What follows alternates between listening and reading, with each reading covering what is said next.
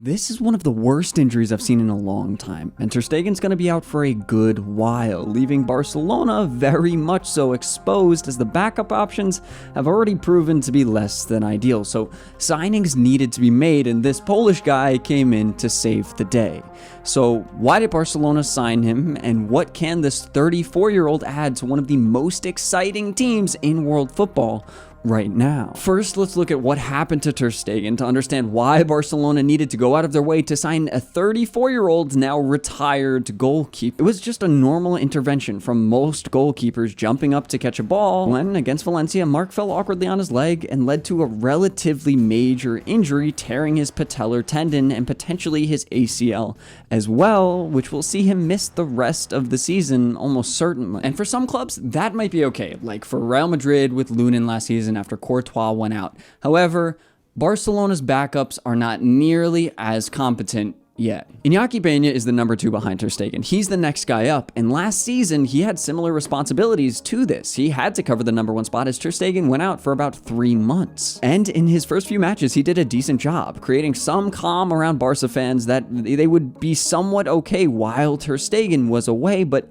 that didn't last long as he conceded 32 goals in 17 matches with 3 clean sheets. And on top of that, his distribution was nowhere near the level that you'd expect from an ex-La Masia player, and with all that mess, the team didn't play well at all, as you can imagine. That being said, it's safe to say when his name came up as the next in line to take over for Ter Stegen for the entire season for Flick's team that has been incredible, no one was very impressed, and so they went looking for their next options, which were few in La Masia, namely a 20-year-old named Andras Šrlaga, who played very well in the penalty shootout against Man City over the summer, and Diego Cochin, an 18-year-old American who's currently out injured, but they have plenty of talent, just haven't seen enough of it unfold. And to give them the responsibility to play for the side, to be the number 1, or to even be seen in those matches, as I don't even think they've made their full debuts for the side yet, well, that would be an ambitious move. Now, perhaps Iñaki would figure it out. Give Flick and his team time until December to make signings and pick somebody up when the winter transfer market opens. But the question was, could Flick's side, one that has relied so much so on scoring more than their opponent,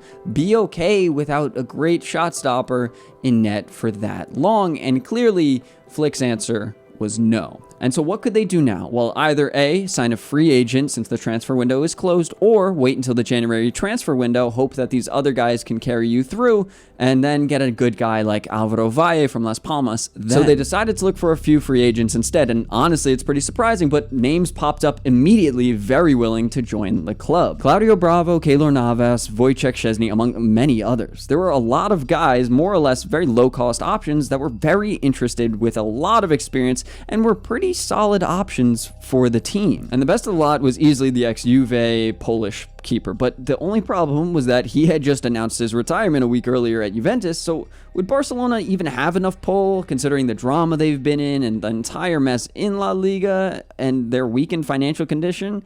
Would they be able to get him over the line? Yeah, they were able to figure it out. It probably helped that they already had a German manager, and not to mention Lewandowski, who apparently texted him the minute Ter Stegen went down, but it's still impressive that Laporta and co, after a less than ideal summer, especially considering they didn't get Nico Williams across the line with all the drama that came from that, to be able to get this through this quickly is impressive for the side. They deserve credit for it, and I'm very happy because Wojciech Szczęsny, or however you pronounce it, is much more than just an ex-retired keeper. Now, I'm not going to sit here and tell you that Wojciech has been the greatest keeper in the world for his entire career, because he definitely hasn't, but he has a unique history that not only makes him a good option for Barcelona, but in my opinion makes him a great option, and I think he will very much so succeed as the replacement, at least for the time being, for Ter Stegen. So let me explain why. The Polish striker started his move to the top for Legia Warsaw's youth team as a 16-year-old, and then he moved to Arsenal, which is a pretty major deal, going to London, where his name finally got attention for both good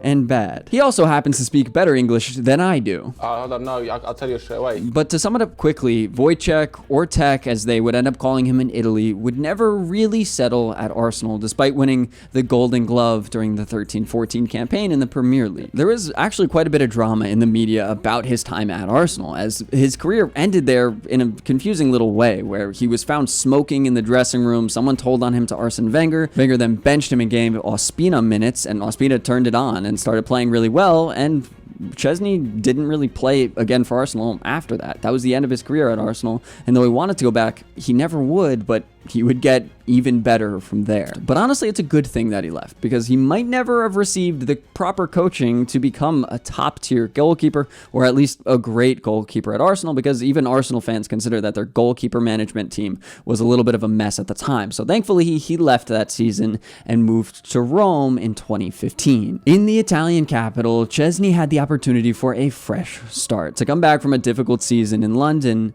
and grow a lot as a player. He noted in interviews that the playing style of Italian football required him to better direct his defensive formation in a way they just didn't in England, and be a more active participant in the tactical game, which helped him become a much more well-rounded goalkeeper while he was there. Now, he was far from the best keeper in the league during his first season at Roma, but it was during his second year that he put it all together, really figured it out in Italy, and became one of the best keepers in the league, earning a move to the biggest club in the league, a very big move for him. And the channel's trying to make a big move to 100K subscribers by the end of the year. So consider it, subscribe. It's ambitious, but not nearly as ambitious as Szczęsny was at Juve. The Pole was dedicated to training in his time there, and that built upon a large and talented youngster that created everything necessary, in my opinion, for a great goalkeeper. And then at Juventus, that star shined even more. What was he missing, though? He had all the talent, he had the height, but he didn't necessarily have a role model to look up to potentially fight with, to bring out the best in him.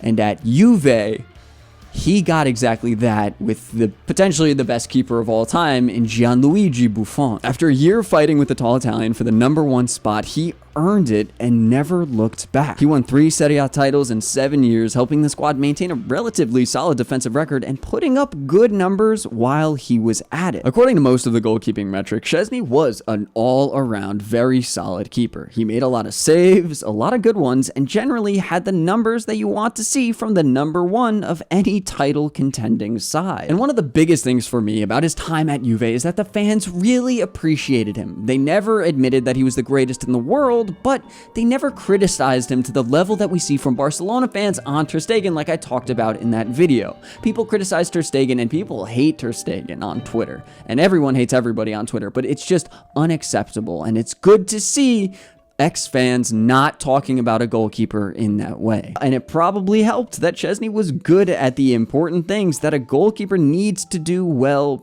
pretty consistently. And honestly, there are a few other reasons that I think he'll make a great signing at Barcelona as well. Szczęsny has statistically been more consistent at keeping the ball out of the net than Ter Stegen is over each of their respective careers. And now, he's never been the best in the world at it, but he has been better than Ter Stegen, which is the only thing Barcelona can really compare him to. And so I want to emphasize that he might be 34, he might be retired or was retired, but he is not a downgrade at all from Ter Stegen, at least in that aspect, even with all the cigarettes he's smoking. 2, likability. At Arsenal, this guy had incredible relationships with everyone he played with. He was fun-loving and enjoyed himself there, and even the drama with the whole smoking thing seems to be pretty much overplayed by the media. There was never really a major issue there in the dressing room. Then when he moved to Juve, they made nicknames for him. They all called him Tech, and whether it was because no one could pronounce his name or they loved him and appreciated him, we're gonna go with the latter, but it's probably a mix of the two. It's a good sign to see,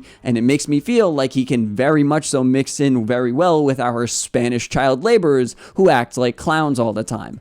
He seems like the perfect guy to fit in very well with that group. You've got a lovely haircut, man. Thanks, mate.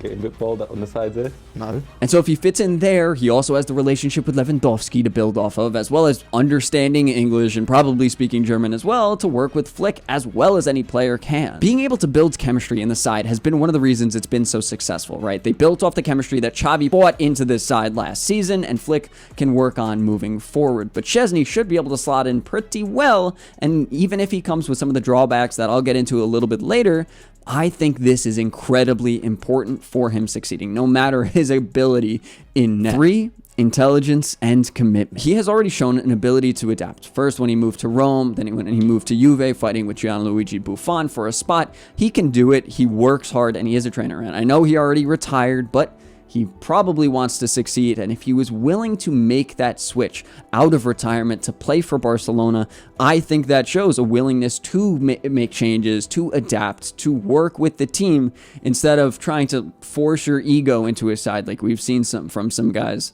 in the past. But that doesn't mean that he's a perfect player either. Slow starter. I've seen some people say that he's error prone, or that he has some errors in him, but they tend to come when he isn't necessarily in form or used to training at the beginning of seasons. And when Barcelona start him or get him back into playing, he's absolutely not going to be in the best form. It's going to be prime for him to make those mistakes because he might be a slow starter. And so who knows how long it will take him to figure it out. Realistically, I think they will be okay because it really hasn't been that long. It's been a few months. He just announced his retirement like 6 days ago. So it shouldn't be that big of a deal. I'm not too worried about it. 2, playing style. He's proven before to not really be the best at coming off his line for crosses or corners, and has never been the most elite with his feet. He isn't going to be able to make quick and smart short passes that we've seen in the past from Ter Stegen, and so it's going to be a little weird for this side to compensate for that. But that's not to say he's bad with his feet. He can easily make a long pass even at 34 years old and find a man. Does that mean Lewandowski can control it like the way Vlahovic can? Probably not. But he is still able to pick out players as good as most other keepers in the world. Not as good as Ter Stegen, but still good. However, I really don't think that's going to be as much of an issue as we think. Kubarsi has really come into his own as an incredible passer of the ball, but he's also really good at ball progression up the pitch. So have the fullbacks improved a lot recently, and I don't even need to mention the ability of Casado, Pedri, and then Frankie and Gavi in the middle being able to move that ball forward. These guys can figure it out, and then there are tactical options for Hansi Flick as well if he wants to move around that. If anybody is set up to figure it out, it will be Hansi Flick, and it will be Barcelona, and Szczęsny will fit in very well here, and I'm very excited for it. I can't speak Spanish, can I? I'm not going to call him Buenos Dias Nachos.